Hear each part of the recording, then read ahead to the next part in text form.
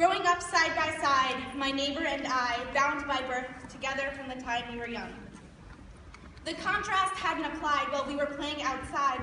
Blood brothers, we promised eternity to each other, playing catch over borders, ignorant and happy, my neighbor and I. He held a crescent-shaped moon while I held a star, making a series of constellations in the night. We both prayed to God, though calling different names, but it's one and the same, right?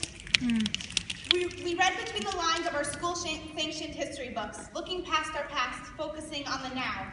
Those who saw would frown with disdain. It was plain to see that our friendship was unique, my neighbor and I. As we got older, school and learning took over. We always managed to squeeze in shalom or salam, avoiding the topic of politics in all discussions before saying goodbye, my neighbor and I. I enlisted myself to fight for my country, proudly putting on my uniform to train, fight. But we stayed polite, my neighbor and I, though his uniform was black and mine was green. War was not pleasant. I learned this through experience, learned the big difference between my neighbor and I. When we returned home, I saw the black of his uniform had tainted his eyes. I saw the deaths, the heartbreak, the suffering and cries aided by him. But I was not innocent either. A friendship severed by beliefs, my neighbor and I. Not friends, rather rivals, considered failures because of the other's survival.